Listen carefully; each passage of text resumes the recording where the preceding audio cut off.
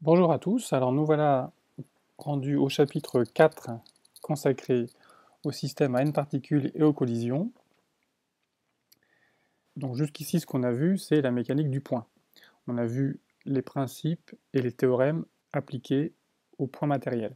Donc ce qu'on va voir aujourd'hui c'est comment étendre ces principes à des systèmes qui contiennent plusieurs particules et on va les mettre en application dans l'étude des collisions. Alors la progression de ce chapitre s'articule en 4 parties. Une première partie, on verra ce qu'on appelle le théorème du centre d'inertie, qui est un théorème que vous avez vu en terminale. Vous ne l'avez pas appelé comme ça, mais c'est en fait ce que vous avez vu en terminale. On verra le théorème de l'énergie cinétique, quelle forme prend ce théorème dans le cas des systèmes à n particules. Et enfin, on verra les collisions. Alors, on distinguera deux types de collisions, les collisions élastiques et les collisions inélastiques. Commençons par le théorème du centre d'inertie. Alors, comme son nom l'indique, le théorème du centre d'inertie fait appel à la notion du centre d'inertie ou centre de masse. Alors, traditionnellement, le centre de masse, on l'appelle G, et sa définition, la voici, soit un système S constitué de n points matériels mi de masse petit mi. Par définition, le centre d'inertie G, qu'on dit aussi centre de masse, c'est un point dont la position est donnée par, voilà la définition mathématique, m fois le vecteur OG, c'est la somme de mi fois OMI. M étant la masse totale du système. De ce point de vue-là, G c'est un point dont sa position correspond à peu près à une position moyenne. Au sens mathématique, c'est un barycentre, c'est le barycentre des points affectés d'un coefficient qui correspond à sa masse. Donc ça, c'est une définition qui est à retenir, c'est la définition de G. Une chose importante, ici dans cette définition, la position de G ne dépend pas du choix de ce point O. C'est assez facile à le montrer, je le montre dans le polycopier, je ne vais pas le faire ici, mais si vous mettez O en G, eh bien la relation se simplifie, dans ce cas, ce terme-là vaut 0, et vous avez simplement une autre définition qui est équivalente, somme des mi GMI égale vecteur nul. Donc voilà une autre façon de définir le centre de masse.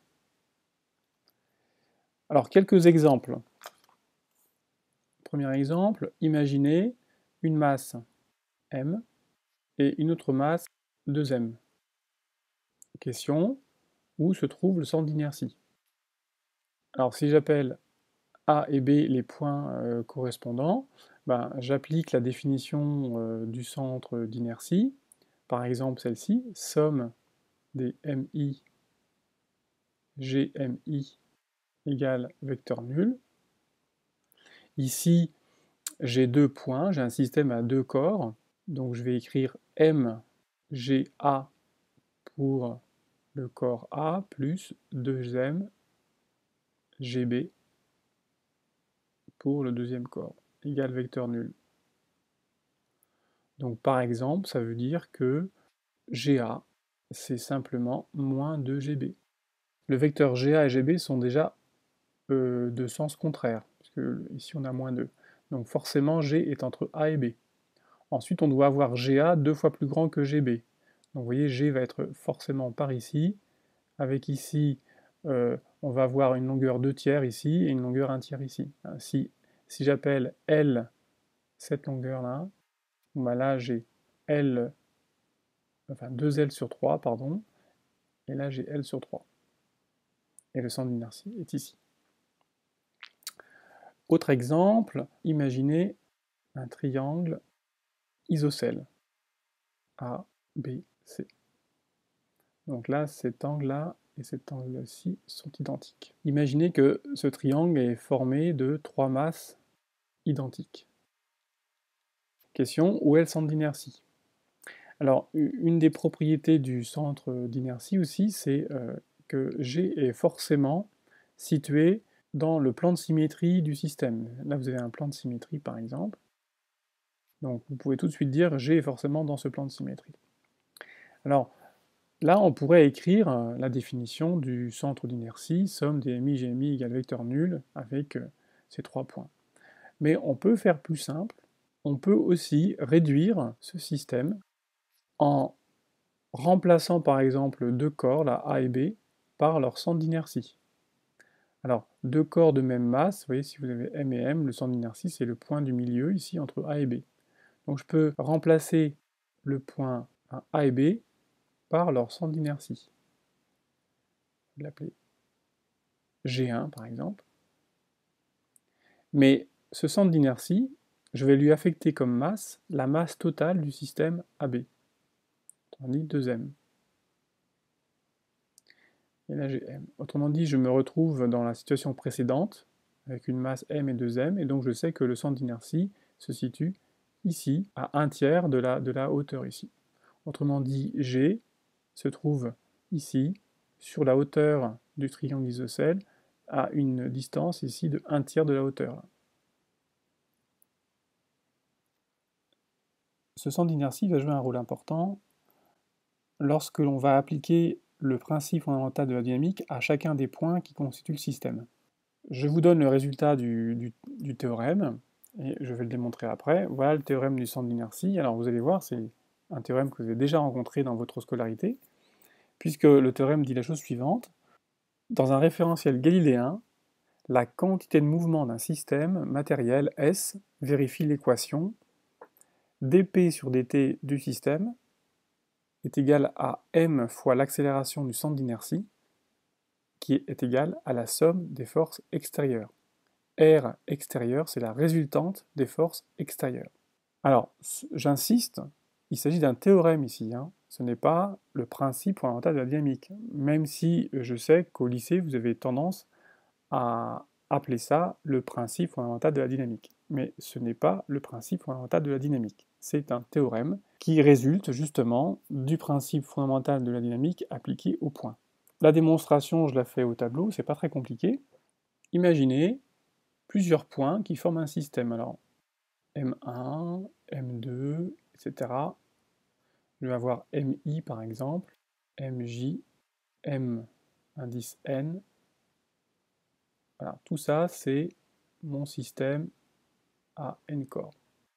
Donc j'ai N corps ici, chaque point, matériel présente une masse, petit mi, etc. Je vais m'intéresser à un des corps ici de ce système, par exemple mi ici, dont la masse vaut mi, sa vitesse, je vais l'appeler vi, et ce point subit deux types de forces. D'une part, ce point subit des forces d'origine extérieure. Alors je vais, par exemple, le représenter ici. Donc ça, c'est la force qui s'exerce sur MI et dont l'origine est extérieure au système. Hein, typiquement, la gravité, par exemple. Hein, si la force de gravité, elle est exercée par la Terre, hein, notamment, donc son origine, elle est extérieure au système. Mais ça peut être d'autres forces, ça peut être des forces électriques, ça peut être des forces de différentes natures, mais en tout cas, ce sont des forces dont l'origine est extérieure au système. Mais vous avez également des forces qui sont internes, c'est-à-dire que par exemple, les particules qui sont dans le système peuvent exercer des forces entre elles. Pensez par exemple à un solide ou un liquide. Dans un liquide, les molécules voisines interagissent entre elles. Donc certaines molécules sont en interaction. Donc les interactions sont des forces internes au système. Donc par exemple, la particule Mj peut agir sur la particule Mi en exerçant une force que je vais appeler par exemple, alors supposez que ce soit une force de répulsion, mais ce n'est pas forcément une force de répulsion, ça peut être une force d'attraction, peu importe, hein. Je vais la dessiner comme si c'était une force de répulsion. Donc je l'appelle F de Ji pour la force de J sur I. Cette force, c'est la force qu'exerce la particule Mj sur la particule Mi. Bon, si j'applique le PFD, alors je rappelle, le PFD, c'est un principe fondamental de la dynamique qui s'applique au point. Donc j'ai le droit de l'appliquer au point MI. Ce que dit le principe fondamental de la dynamique, c'est que la dérivée de la quantité de mouvement du point I, alors je vais l'appeler dpi, pi sur dt, c'est la somme des forces.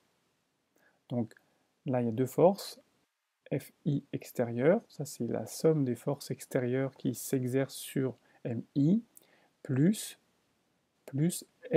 Fji. Attention, ça c'est la force qu'exerce Mj sur Mi. Mais toutes les autres particules peuvent éventuellement aussi agir sur Mi, donc il y a d'autres forces internes. Hein. Donc il faut sommer sur toutes les particules, J étant différent de I. Bien.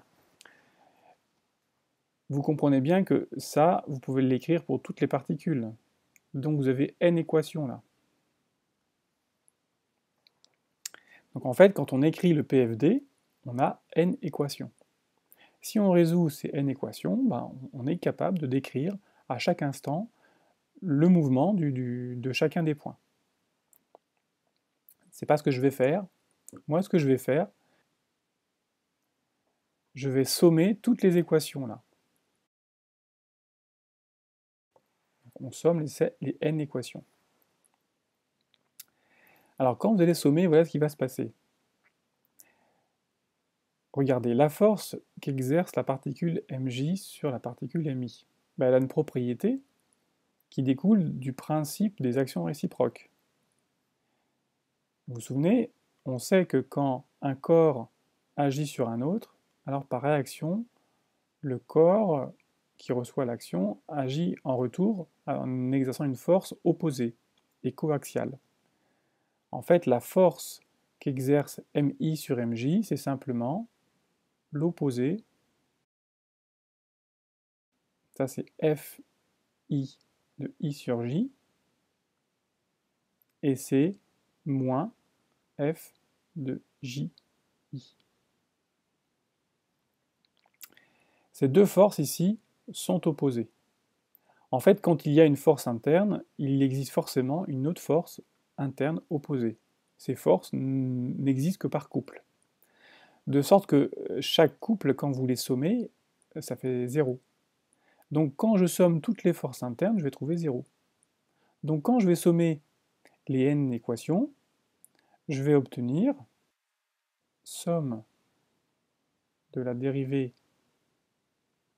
de pi par rapport au temps, je somme sur les n particules, est égale à la somme des forces extérieures. Par définition, la somme des forces extérieures qui s'exercent sur tous les points du corps, c'est ce qu'on appelle la résultante des forces extérieures. Et la somme de la dérivée, c'est la dérivée de la somme. Or, par définition, la quantité de mouvement du système, que je vais appeler P de S, c'est la somme des quantités de mouvement individuelles.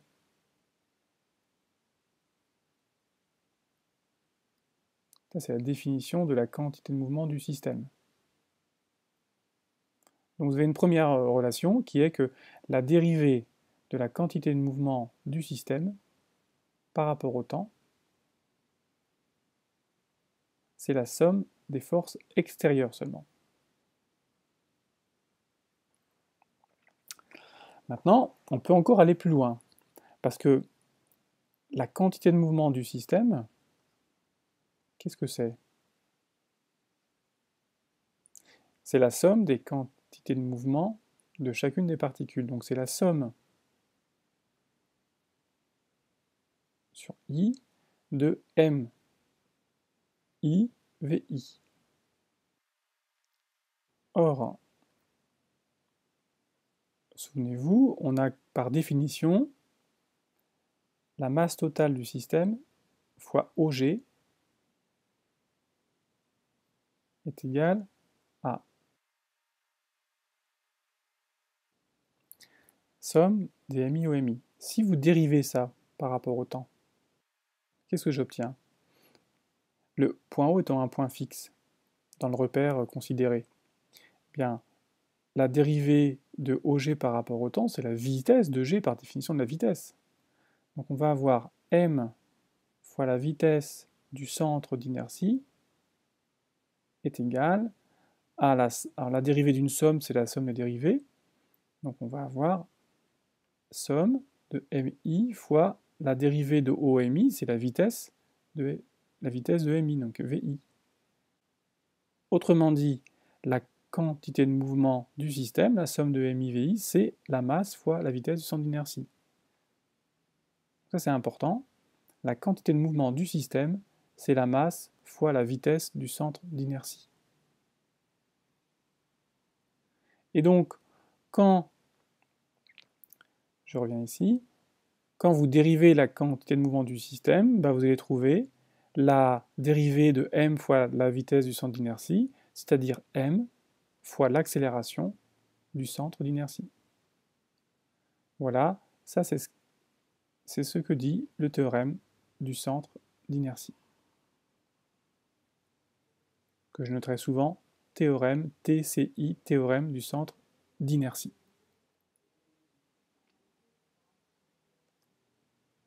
Alors, plusieurs conséquences de ce théorème. Première conséquence, pour un système isolé, c'est-à-dire qui ne subit aucune action, évidemment la somme des forces extérieures, ça vaut 0. Et la quantité de mouvement doit donc se conserver, puisque la dérivée de PS par rapport au temps égale 0. La quantité de mouvement du système reste constante. Ça, ce sera très utile quand on étudiera les collisions. Deuxième conséquence, pour un système isolé toujours, puisque la quantité de mouvement du système, c'est la masse fois la vitesse du centre d'inertie, eh bien, ça veut dire que la vitesse du centre d'inertie est un vecteur constant. Ça veut donc dire que le centre d'inertie décrit une trajectoire rectiligne uniforme. Troisième conséquence, le fait que l'accélération du centre d'inertie ne dépende que de la force extérieure, ça veut dire que les forces internes n'ont aucune action sur le déplacement d'ensemble d'un système. Je prends un exemple. Vous êtes sur un bateau, sur un voilier. Vous voulez avancer plus vite. Vous vous dites, bon je vais souffler plus, je vais souffler sur la voile. En soufflant sur la voile, je vais faire en sorte que le bateau avance plus vite. Eh bien non. Puisque en soufflant sur la voile, vous ne faites qu'exercer une force interne au voilier. Et les forces internes ne peuvent pas modifier l'accélération du centre d'inertie. Effectivement, si vous soufflez sur la voile, qu'est-ce qui va se passer? Vous allez effectivement produire une force supplémentaire sur la voile. Ça, c'est indéniable. En fait, en soufflant sur le voilier, vous exercez aussi une force de recul par vos pieds, en fait, sur le sol du voilier.